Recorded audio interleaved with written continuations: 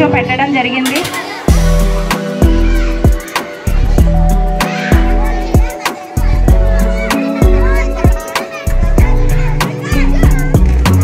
అందరూ క్లాస్ చేయాలి. హాయ్, అందరూ బాగున్నారా? చాలా అల్లరి చేస్తారు. ఇందా నేను చూస్తున్నాను. నేను పిల్లలందరూ సైలెంట్గా ఉంటేనే నేను మ్యాజిక్ చేస్తాను. ఎంతమందికి ఇష్టం మ్యాజిక్ అంటే? మ్యాజిక్ అంటే ఏంటి అసలు? ఇంకా అద్భుతమైన ప్రదర్శన. నాకన్నా మీకే బాగా తెలుసు. ఓకే, సరే, అందరూ సైలెంట్గా ఉంటే నేను చేస్తాను. ఓకేనా? మరి అందరూ సైలెంట్గా ఉండాలి. నా దగ్గర విద్య యొక్క విశిష్టత గురించి నేను చెప్తాను. జాగ్రత్తగా వినాలి. పెద్దవాళ్ళు చిన్నవాళ్ళు కూడా అటు ఇటు ఎక్కడ కదలొద్దు. అసలు చాలా జాగ్రత్తగా వినాలి నేను చెప్పేది. ఓకే, ఇప్పుడు సమాజంలో 3 రకాల మనుషులు ఉంటారు. అవునా? నా దగ్గర 3 కాళ్ళు ఉన్నాయి. కనిపిస్తున్నాయి మీ అందరికి? అన్ని ఈక్వల్గా ఉన్నాయా? No, correct. ఒకటి పెద్దది, ఒకటి ఏమో మధ్య రకం ఉంది, ఒకటి ఏమో బాగా చిన్నది కదా. మరి ఈ 3 ఏం నేను చెప్తానంటే, ఈ చిన్నది ఉంది కదా, బాగా లేనివాడు అనమాట. ఓకే, ఈ చిన్నది బాగా లేనివాడు. ఈ పెద్దది ఉంది కదా, బాగా ఉన్నవాడు. ఓకే, ఇప్పుడు ఇంకొకటి ఉంది కదా, ఈ మధ్య రకం వాడు అనమాట. మన సమాజంలో 3 రకాల మనుషులు మనకు కనిపిస్తూ ఉంటారు. అవునా? చెప్పండి మీరు. ఇప్పుడు బాగా లేనివాడు, ఉన్నవాడు అంటే వాడికి ఉంటేది అంటాడు, లేకపోతే లేదు. వీడికేమో ఉండి బాగా ఎక్కువైపోయింది అనమాట కదా. ఏం చేయాలో తెలియదు డబ్బులు కదా. ఇప్పుడు నేను చెప్పే విషయం ఏంటంటే, సమాజంలో ఇప్పుడు కూడా మన దగ్గర ఈ 3 రకాల వాళ్ళు ఉన్నారు కదా. ఇప్పుడు గవర్నమెంట్ స్కూల్లో చదివిన వాళ్ళు అంటే బాగా లేని వాళ్ళని లెక్క కదా. కొంచెం ఇంగ్లీష్ మీడియంలో చదివాడు అనుకో, మధ్య రకంగా ఉన్నవాడు. బాగా కార్పొరేట్ స్కూల్లో చదివారు అనుకోండి, బాగా ఉన్నవాళ్ళు లెక్క కదా. ఇప్పుడు ఇంగ్లీష్ మీడియంలో చదివినా, లేకపోతే గవర్నమెంట్ చదివినా, కార్పొరేట్ చదివినా, చదువు అనేది మనకుంటే ఈ 3 సమానంగా చూడగలమా మనం? ఎప్పటికైనా 3 వ్యక్తుల్ని సమానంగా చూడగలమా? ఎప్పుడు చూడలేము కదా. కానీ విద్య అనేది మనకు ఉంటే, ఈ 3 కూడా చదువుకోవడం మొదలు పెడితే, ఈ 3 తాళ్ళు కూడా ఎలాగైతే ఈక్వల్ అవుతున్నాయో నిజంగా అయితే మనం చేయలేం కదా. విద్య అనేది మనం చదువుకుంటే ఈ 3 కూడా ఒకే స్టేజ్ లో నిలబడగలుగుతారు. ఓకే, అంటే విద్య యొక్క ప్రాముఖ్యత ఏంటంటే, లేనివాడు కానీ, ఉన్నవాడు కానీ, మధ్య తరగతి వాడు కానీ ఎవ్వరు చదువుకున్నా సరే, కలెక్టర్ లేనివాడు కూడా కలెక్టర్ జాబ్ చదువుకున్నాడు అనుకోండి, వాళ్ళు లేని వరకు చూస్తారా? కానీ వాడు లేనివాడుగా కలెక్టర్ జాబ్ చదువుకోవాలని కోరుకున్నా సరే చదివించలేని పరిస్థితుల్లో తల్లిదండ్రులు ఉన్నారు అనుకోండి, వాడు ఇప్పటికీ పని చేసుకుంటూనే ఉంటాడు. కానీ వాడి కోరిక తెలుసుకుని తల్లిదండ్రుల కష్టమైనా నష్టమైనా, తినకపోయినా వాడిని కష్టపడి చదివించారు అనుకోండి, రేపు పొద్దున కలెక్టర్ అయ్యారు అనుకోండి, పెద్ద పెద్ద వాళ్ళతో కూడా మీరు కూడా కూర్చుంటారు. అవునా? విద్య యొక్క ప్రాముఖ్యత అది. ఓకే, మరి ఈ యొక్క క్రమంలో మరి విద్య మనం కరెక్ట్ గా నేర్చుకోవాలి అనే క్రమంలో సరైన మార్గంలో మనం వెళ్ళాలి.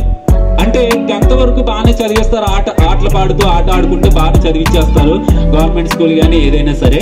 కానీ 10th తర్వాత, లేకపోతే అసలు 10th కూడా సరిగ్గా చదవలేని వాళ్ళు చాలా మంది ఉంటారు. ఓకే, అయితే ఇప్పుడు మనము సరైన మార్గాన్ని ఎంచుకోవాలి. ఓకే, సరైన మార్గాన్ని ఎంచుకోవాలి. ఇప్పుడు నేను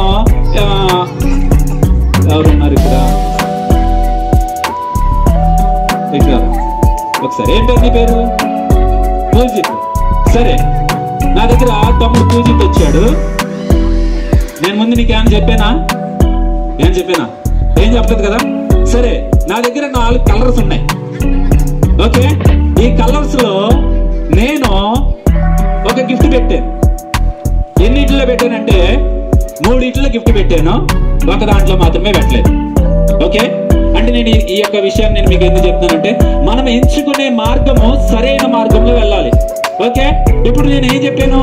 4 కలర్స్ ఉన్నాయి కదా, ఈ 4 కలర్స్ కి ఓకే పెట్టాను కదా. మీరు చూసారు కదా 4 కలర్స్. ఈ 4 కలర్స్ 4 నెంబర్లు ఇస్తాను. ఓకే, 1 2 3 4. ఓకే, 1 2 3 4. ఓకే, ఇప్పుడు నీకు ఆ 4 ఒక దాంట్లో నేను గిఫ్ట్ పెట్టలేదు. ఓకే, ఇప్పుడు ఈయన లక్ష్యం ఏంటి? గిఫ్ట్ పొందుకోవాలి. ఎన్నిట్లో ఉన్నది గిఫ్ట్? 3 ఉంది, ఒక్క దాంట్లో మాత్రం లేదు. ఇప్పుడు సరైన మార్గాన్ని ఎంచుకుంటారో లేదో చూద్దాం. మనం చదువుకునే సమయంలో కూడా పిల్లలు కానీ పెద్దవాళ్ళు కానీ మన యొక్క కుర్రవాడి యొక్క మన పిల్లవాడి యొక్క వ్యక్తిత్వం తెలుసుకుని, వాడి యొక్క అభిరుచి తెలుసుకుని, వాడి యొక్క గోల్ ఏంటనేది తెలుసుకుని మనం ఆ యొక్క అభిరుచికి తగినట్టుగా మనం ముందుకు వెళ్ళాలి. అంతేగాని వాడు ఒకటి చదువుతానంటే మనం ఇంకోటి చదివిస్తే వాడు అనుకున్న గోల్ సాధించలేడు, మనము కూడా తనకి సపోర్ట్ చేయలేం. కాబట్టి ఇప్పుడు తమ్ముడికి పూజిత్ కదా, నీకు 4 పెట్టాను. ఈ 4 నెంబర్లో నీకు ఏ నెంబర్ నీకు ఇష్టం? 1 2 3 4 4 నెంబర్స్. ఎలా చూడు, దాని చూడు, 4 నెంబర్స్. ఈ 4 నెంబర్స్ ఒక నెంబర్ కోరుకో, నీకు ఇష్టమైన నెంబరు 3. ఓకే, నేను 3 కోరుకోమని తమ్ముడికి చెప్పలేదు. మళ్ళీ ఇంకో ఛాన్స్ ఇస్తున్నాను. నీకు ఏమన్నా 3 అనా, టక్క, టింగటక, గొల్లం, తాళం అనేసి 3. ఓకే, ఇప్పుడు 3 కోరుకున్నాడు కదా,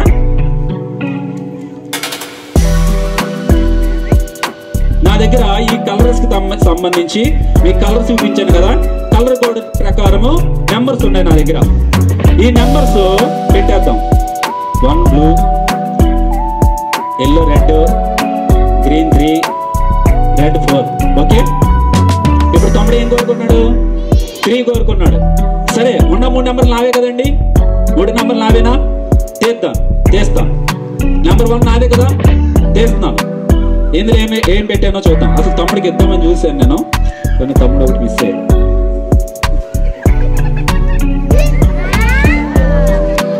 అయ్యో, ఇంకా 2 ఉన్నాయి కదా, తమ్ముడు ఏం కోరుకున్నాడో చూద్దాం. 1 నాదే. ఎవరు కావాలి? నీకు కావాలా? సరే, ఇప్పుడు 2 కూడా నాదే కదండి, 2 కూడా నాదే కదా. 2 ఇదిగో 2 తీస్తున్నాను, ఎల్లో కలర్. ఓకే, నేను ఇందులో ఏం మోసం చేయట్లేదండి, తమ్ముడికి ఛాన్స్ కూడా ఇచ్చాను. నేను కోరుకోమని నేను చెప్పలేదు. అంటే తమ్ముడు సరైన మార్గాన్ని ఎంచుకున్నాడో లేదో ఇప్పుడు మనం అందరం చూడాలి. మనం కూడా చదువులో సరైన నిర్ణయాన్ని తీసుకుంటామా లేదా అనేది దీన్ని బట్టి మనం తెలుసుకోవాలి. ఓకే, ఇప్పుడు సెకండ్ చేస్తున్నాం. తమ్ముడు నాయే